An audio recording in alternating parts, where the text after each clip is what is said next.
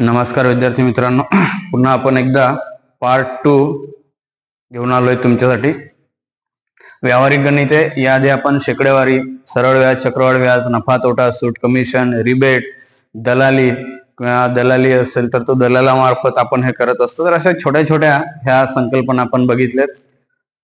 हा व्हिडिओ बघण्याच्या आधी पार्ट 1 जर तुम्ही बघितला नसेल तर पार्ट 1 बघा. पार्ट 1 मध्ये आपण ह्या सगळ्या बेसिक छोट्या छोट्या ज्या संकल्पना आहेत त्या आपण समजून घेतल्यात. आता आपण ह्याच्यावरील जे काही विविध परीक्षेला जे प्रश्न विचारले ती प्रश्न आपल्याला कशी सोडवता येतील ते आपण या ठिकाणी बघणार आहोत. आपण डायरेक्टली प्रश्नाला या ठिकाणी सुरुवात करतोय. पहिला प्रश्न आहे, साखरेचा दर 25% वाढला, त्यामुळे खप 15% कमी झाला, तर शेकडा नफा किंवा शेकडा तोटा किती झाला? तर याआधी आपण ह्याच्याबद्दल संकल्पना बघितलेत. जर तुम्ही पहिला पार्ट बघितला नसेल तर आधी पहिला पार्ट बघा आणि मग हा बघा, म्हणजे तुमच्या लक्षात येईल संकल्पना काय ते. काय विचारलं आपल्याला? शेकडा नफा किंवा शेकडा तोटा विचारलेला आहे आपल्याला. आता एखादी किंमत आहे, आता ती किंमत किती आहे तर नाहीये, तर ती किंमत आपण समजूया 100 रुपये. साखरेचा दर 25% वाढला, म्हणजे आपण कल्पना करूयात ती किंमत आहे 100 रुपये. मग ह्या 100 रुपये किमतीवर 25% ने दर वाढला.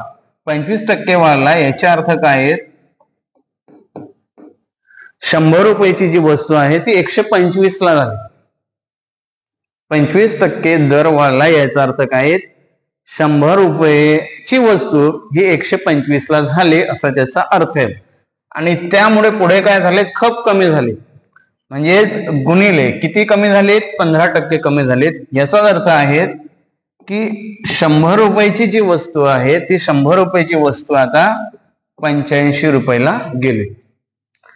शेकडा नफा किंवा शेकडा तोटा आपल्याला विचारले. आपण 100 रुपये ही त्या वस्तूची किंमत, साखरेची किंमत आपण जर समजली तर पहिल्यांदा काय झाले? 100 रुपयाची वस्तू 125 ला गेली आणि त्यामुळे खप काय झालाय? कमी झालाय. किती झाले? तर 100 रुपये किंवा 100% होता तो 85 झाला. आता पुढे सोपं आहे. हा 100 कॅन्सल होईल, हा 100 कॅन्सल होईल. 25 चोक 100, 25 पाचा 125. राहिलं काय? 5 गुणिले 85 भागिले 4. ह्यांचा गुणाकार करा. 5 गुणिले 5, 5 पाचा 25, 2 हातचाला, 8 पंचे 40, 40 आणि 2 42, 42 भागिले 4. पुन्हा 42, 425 ला 4 ने भाग द्या. 4 10 40, 42 मधून 40 गेले, 2 राहिले, 25 झाले, 4 सक 24, 1 राहिला. आता एकाला भाग देणार नाहीत, पॉइंट. एकाचे 10 झाले, 4 दुना 8, 2 राहिले 20, 4 पंचे 20. शेकडा नफा किंवा तोटा काढायचे. आता झाले का या ठिकाणी? 106.25. आता उत्तर तर या ठिकाणी नाही. तर बघा, 100 रुपयाची वस्तू होती, 100 रुपयाची वस्तू होती, ती 100 रुपयाची वस्तू आता 106.25 ने त्या ठिकाणी विकली. आता 100 पेक्षा जास्त आहेत. किती जास्त आहेत? 106.25 वजा 100 म्हणजे 6.25%. म्हणजेच काय झाले? नफा झालाय. 100 पेक्षा किंमत वाढली याचा अर्थ काय झाला? नफा झालाय. याचा अर्थ नफा किती झाले? 6.25% नफा. आपलं उत्तर असेल पर्याय क्रमांक 2. तर अशा प्रकारे आपण स्पीड मध्ये कॅल्क्युलेशन या ठिकाणी करू शकतो. दुसरा प्रश्न बघा, एका वस्तूची किंमत 20% ने वाढली, काही दिवसांनी पुन्हा 20% कमी झाली, तर शेवटची किंमत मूळ किमतीपेक्षा कमी होईल का जास्त होईल आणि कितीने? कमी होईल का जास्त होईल? म्हणजे आपण इथे लिहू कमी किंवा जास्त. आता काय होईल ते आपण नंतर बघू. वस्तूची किंमत दिली नसेल तर आपण 100 धरा. वस्तूची किंमत आहे 100 गुणिले 20 ने वाढलीस म्हणजेच 120 भागिले 100. 100 ची जी वस्तू होती ती 120 ला झाली. काही दिवसांनी जी 100 ची वस्तू होती ती 20% कमी झाली म्हणजेच 80 झाले. गुणाकार करा. हा 100 कॅन्सल, हा 100 कॅन्सल, हा 0 कॅन्सल, हा 0 कॅन्सल, हा 0 कॅन्सल, हा 0 सुद्धा कॅन्सल झाला. आता बघा राहिला काय? 12 गुणिले 8. गुणाकार करा. 12 8 96. आता कमी किंवा जास्ती तर मूळ किंमत किती होती? बघा इथे मूळ किंमत होती 100. आता 100 मधून जर आपण हे 96 मायनस केले तर किती कमी झालेत? 4. 96 झालेत ना, म्हणजे 4 काय झाले? कमी झाले. आपल्याला काय विचारलं होतं? कमी का जास्त? तर कमी. कितीने कमी? 4 ने कमी. बघा कुठे आहेत? 4 रुपयांनी कमी. पर्याय क्रमांक 3. ह्याच्याही पेक्षा तुम्ही फास्ट या ठिकाणी करू शकतात. तिसरा प्रश्न घ्या. एका दुकानदाराने 200 रुपये डझन या दराने 50 डझन वह्या विकत घेतल्या. म्हणजे विकत त्याने घेतल्या म्हणजे त्याची खरेदी किंमत आहे 200 गुणिले 50. 5 दून 10. 1 2 3. त्याची खरेदी किंमत आहे 10,000 रुपये. त्या सर्व वह्या 225 रुपये डझन दराने विकल्या म्हणजेच विक्री किंमत 225 गुणिले 50 डझन म्हणजेच 5 5 25 2 हातचाला 5 दून 10. 10 ने 2 12 हातचाला 1. 5 दून 10 ने 11 आणि हा 0. म्हणजेच खरेदी किंमत आहे 10,000 रुपये. विक्री किंमत आहे 11,200 रुपये. तर त्याला नफा किती झाला? शेकडा नफा किती झाला? तर शेकडा नफा काढण्यासाठी आपल्याला काय करावं लागेल आधी? त्यासाठी आधी आपण काढूयात नफा. नफा जर काढायचा असेल तर आपण काय करणार आहेत? विक्री किंमत मायनस खरेदी किंमत. विक्री किंमत मायनस खरेदी किंमत. विक्री किंमत आहे 11,250 वजा 10,000. नफा झाला त्या ठिकाणी 1,250 रुपये नफा झाला. आपल्याला काय विचारलंय? शेकडा नफा आपल्याला विचारलेला आहे. शेकडा नफा जर काढायचा असेल तर आपण काय करतो? याआधीच सांगितलेले आपण, जर शेकडा नफा काढायचा असेल तर शेकडा नफा हा नेहमी छापील किमतीवर किंवा खरेदी किमतीवर काढला जातो. शेकडा नफा बरोबर नफा किती आहेत? नफा भागिले खरेदी किंमत गुणिले 100. पुढे नफा झालाय 1250 भागिले 10,000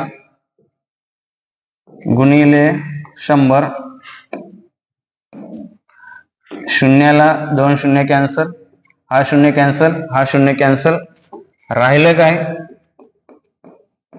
शेकडा नफा बरोबर 125 भागिले 10. 125 ला जर 10 ने भागलं तर आपलं उत्तर येईल 12.5%. आहे काय? ओके, 12.5. अशा प्रकारे आपल्याला ठिकाणी त्याचं उत्तर काढता येईल.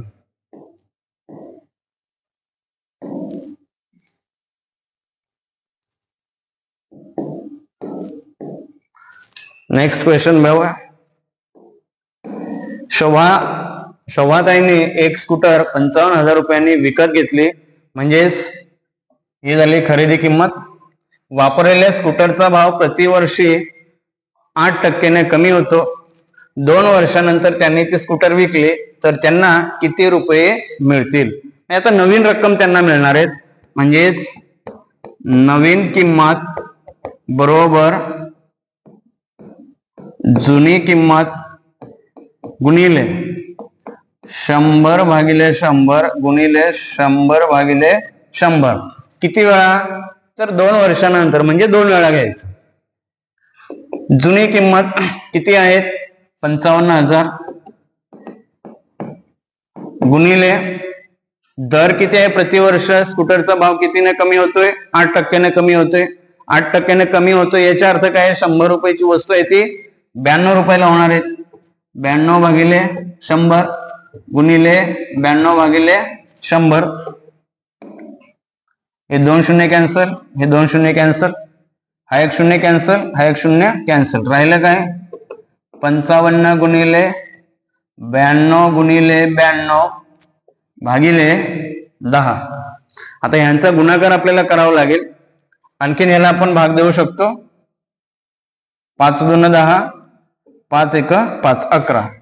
म्हणजेच हा जो 2 आहे ह्याच्याने सुद्धा आपण भाग देऊ शकतो. 2 एक 2 आणि इथे येईल 46. म्हणजे राहिलं काय 11 गुणिले 92 गुणिले 46. आता ह्यांचा गुणाकार करा म्हणजे आपल्याला उत्तर येईल. प्रथम 92 गुणिले 46,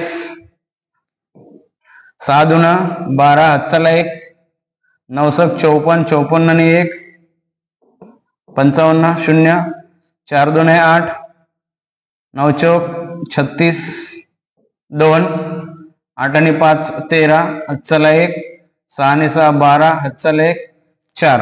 पुन्हा 11 आहेत गुणिले 11, 11 दून 22, 2 हातचाला, 11 त्रिक 33, 33 आणि 2 35, 3 हातचाला, 11 दून 22, 22 आणि 3 25, 2 हातचाला, 11 चौक 44, 44 आणि 2 46. म्हणजे ह्यांचा गुणाकार केला तर काय येतं उत्तर 46,552 रुपये. बघा कुठे आहे काय 46,552 रुपये.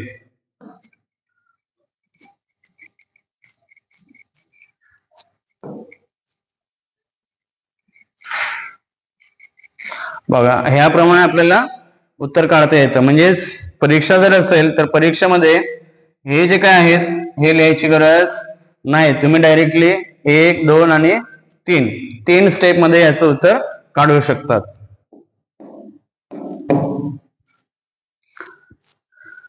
अनुराधाने एका बँकेत 15,000 रुपये 3 वर्षासाठी सरळ व्याजाने ठेवले. तिला मुदती अंती 24,000 रुपये मिळाले. तर व्याजाचा दर आपल्याला विचारलेला आहे.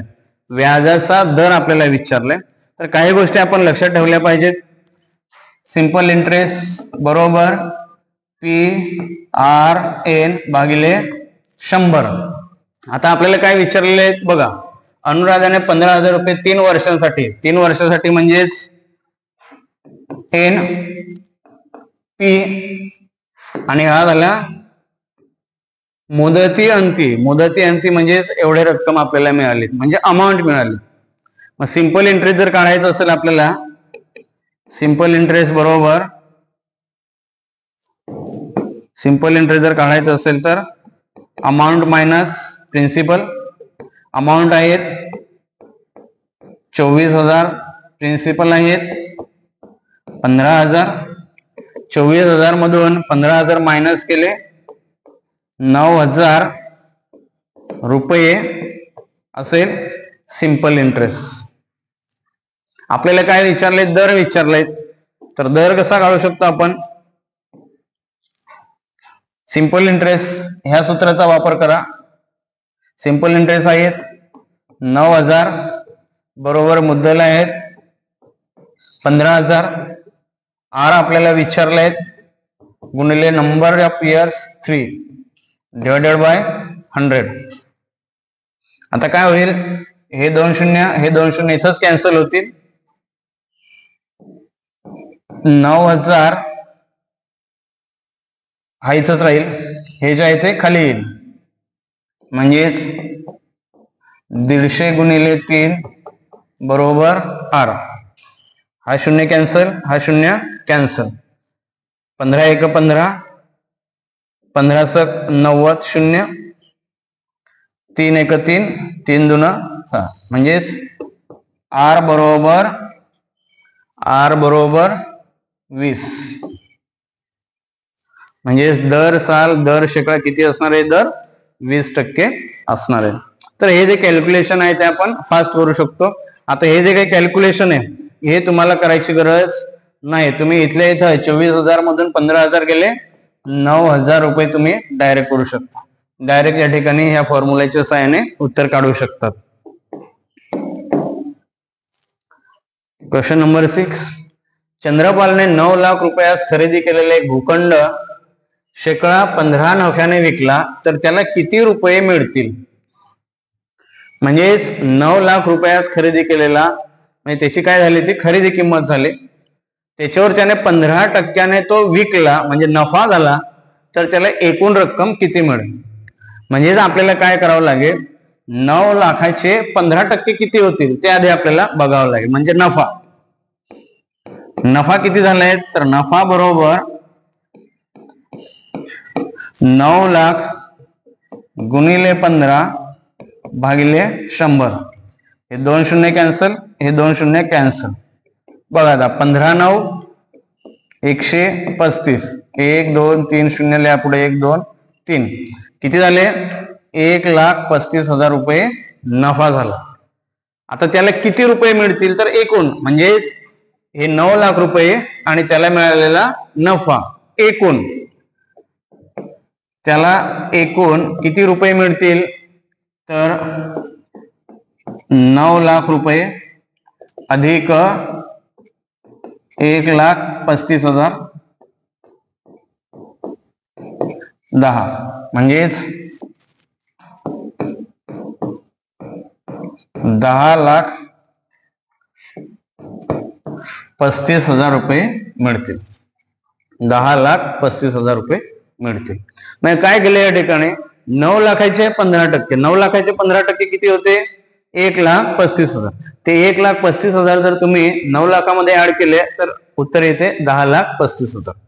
म्हणजे अगदीच एका मिनिटाच्या आत तुम्ही या प्रश्नाचं उत्तर काढू शकता.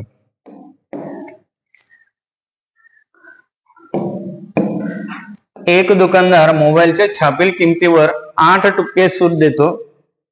त्याने एक मोबाईल 18,400 रुपयास विकला तर त्या मोबाईलची छापील किंमत किती? म्हणजेच काय केले त्याने?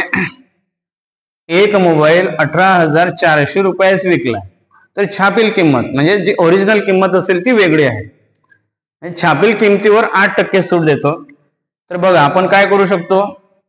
8% म्हणजेच 100 रुपयाची जी वस्तू आहे ती 100 रुपयाची वस्तू तो 92 रुपयाला देतो. याचा अर्थ बघा, 8% सूट, याचा अर्थ आहे 100 रुपयाची वस्तू 92 रुपयाला देतो. मग बरोबर छापील किंमत म्हणजे एक्स, आणि ही जी काही एक्स किंमत आहे त्या एक्स किमतीवर तो किती रुपयास विकतोय? 18,400. मग तुम्हाला काय विचारले? एक्स ची किंमत विचारलेली आहे. लक्षात आले का? 100 रुपयाची वस्तू तो 92 रुपयाला विकतो, तर एक्स रुपयाची किंमत 18,400 रुपयाला तो विकतो. तिरकस गुणाकार करा. एक्स बरोबर 18,400 गुणिले 100 भागिले 92. आता यांचा गुणाकार करा. गुणाकार करून आपल्याला ठिकाणी उत्तर येईल.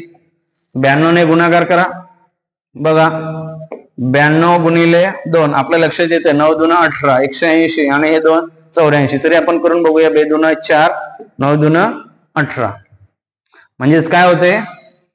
92 एको 92, 92 दुना 184. म्हणजेच राहिलं इथे 200 गुणिले 100 आणि ह्यांचा जर गुणाकार केला तर 2 1 2 1 2 3 4, 1 2 3 4, बघा 20,000 रुपये, म्हणजे मूळ किंमत काय आहे 20,000 रुपये। डायरेक्टली आपण या ठिकाणी सॉल्व्ह करू शकतो, अगदी कमी वेळेमध्ये ह्या प्रश्नाचं उत्तर काढू शकतो।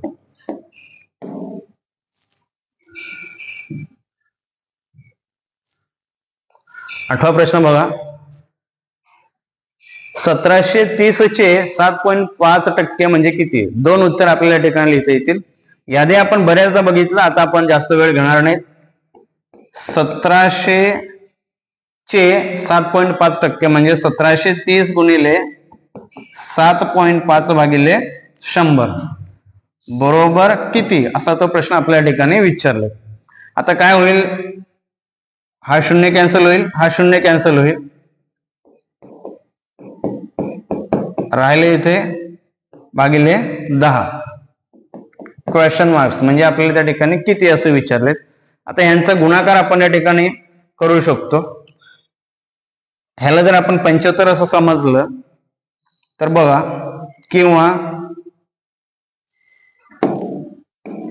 इथे गुणिले 10 आणि गुणिले 10 केलं तर इथे 100 होईल, इथे 75 होईल, किंवा आपण डायरेक्टली इथे गुणाकार करू शकतो 173 आणि 75, 5 त्रिक 15, हातचाला 1, 7 5 35 आणि 1 36, 3 हातचाला, 5 1 5 आणि 3 8, 0 7 त्रिक 21, 2 हातचाला, 7 7 49 आणि 2 51, 5 हातचाला, 7 1 7 आणि 7 5 12, 5 7 9 12, म्हणजेच काय येणार आहे, ह्याचा गुणाकार जर केला आपण 12 9 75 आणि एक पॉइंट आहे,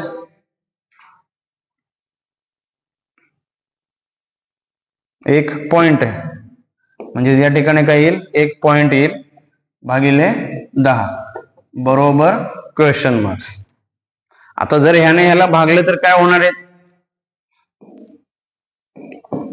12 9 7.5 भागिले 10, ह्यांचा जर भागाकार केला तर काय येईल बघा, ह्यांचा जर भागाकार केला तर आपल्याला असं करता येईल, हा शून्य घालवण्यासाठी 12 9 7 5 गुणिले 10 भागिले 10 गुणिले 10, म्हणजेच दोन्ही कडे जर 10 ने गुणलं आपण तर काय होणार आहे, 12 9 7 5 भागिले 100 बरोबर क्वेश्चन मार्क्स। आणि मग शेवटी काय होईल, हा जो 100 ने जर भागला आपण या ठिकाणी तर पहिलं उत्तर या ठिकाणी येईल आपलं 12.9.75 म्हणजे 129.75 हे असेल पहिलं उत्तर। आणि दुसरं उत्तर असेल, हे जे दोन घरे जर आपण पुढे सरकवली किंवा हे जर वर आलं तर या ठिकाणी होईल 10⁻², हे त्याचं उत्तर असेल। म्हणजे तुम्ही आणखीन ह्याच्याही पेक्षा या ठिकाणी फास्ट कॅल्क्युलेशन करू शकतात।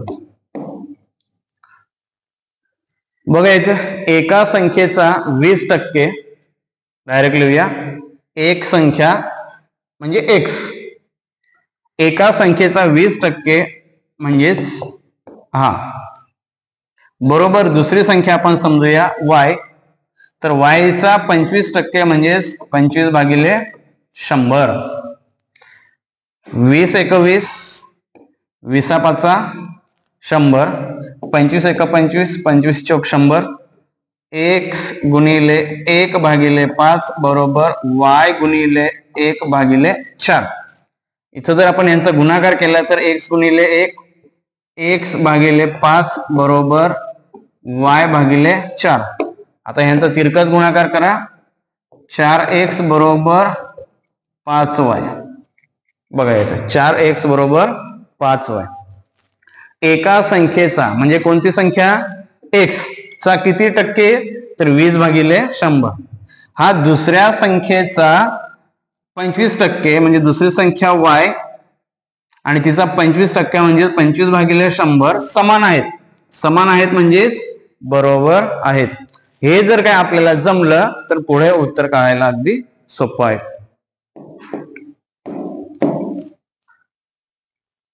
एका रकमेची सरळ व्याजाने 3 वर्षांची रास आहे 7,440 व 5 वर्षांची रास आहे 8,400. तर व्याजाचा दर आपल्याला या ठिकाणी विचारलेला आहे. आता या ठिकाणी काय रक्कम जी असणार आहे ती रक्कम काय असणार आहे, सेमच असणार आहे. मग 7,440 ते 8,440 हा जो काही फरक आहे तो फरक काय असणार आहे, व्याज असणार आहे.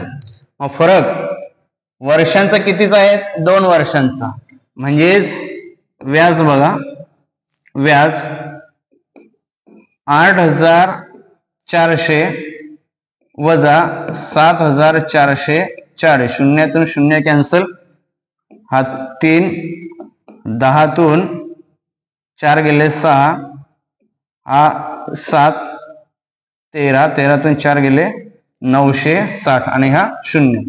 म्हणजे व्याज किती असणार आहेत, 960. किती वर्षांसाठी, तर 2 वर्षासाठी. कारण इथे 3 वर्ष आहेत आणि इथं 5 वर्ष, म्हणजेच 2 वर्षाचा गॅप आहे. म्हणजे 2 वर्षाचा गॅप म्हणजे 2 वर्षाचं व्याज किती असणार आहेत, 960. 2